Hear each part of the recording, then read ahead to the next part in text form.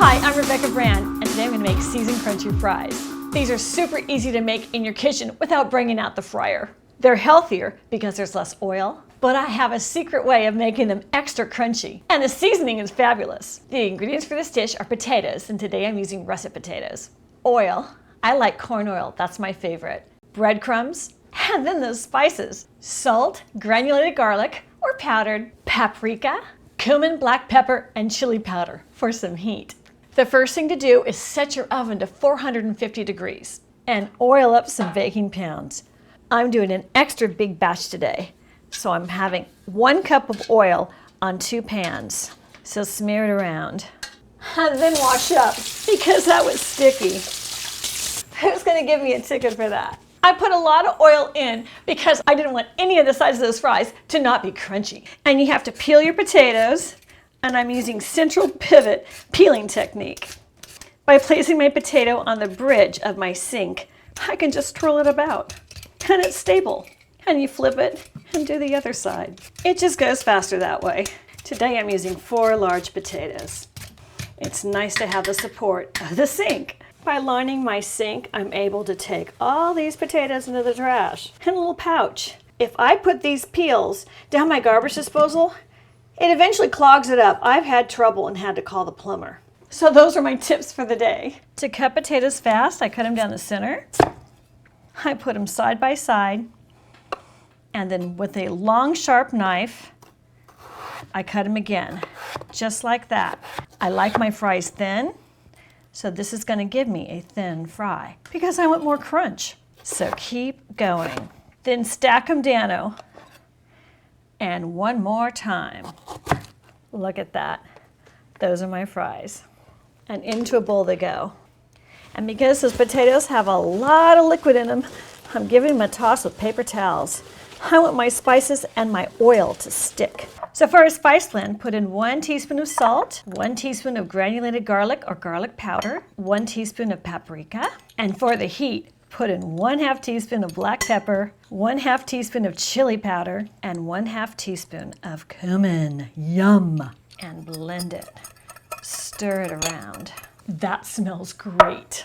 Add 1/2 cup of corn oil or any vegetable oil to your fries and toss them like a salad. Get that oil everywhere because that oil is a sticking mechanism that's going to make the spices stick. And don't worry, so much of it is going to stick on the bowl and in the bottom of the bowl. So if you have the extra, that's where it's going to go. I'm a believer in using a lot of oil when I cook. All that oil is not absorbed in the food. In fact, the steam in the food is going to press it out, so you just get a little coating on the exterior. So be generous in the preparation of foods when you use oil. To this seasoning mix, I'm adding 2 tablespoons of breadcrumbs. This is what gives it that extra crunch. And stir it around. Incorporate all those spices with those breadcrumbs. And now comes the magic. Abracadabra, we're adding the magic dust. Drizzle, drizzle, drizzle, drool. This is so much fun in cooking school. And when you're done about half of it, give it a toss and keep going. This is my favorite part of the recipe.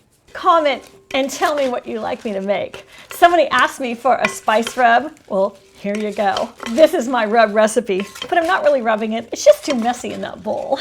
And keep going until you're done. There's the final toss, and into the baking sheet they go. You want these things not touching each other because I have to have air going around them so they get browned and crispy.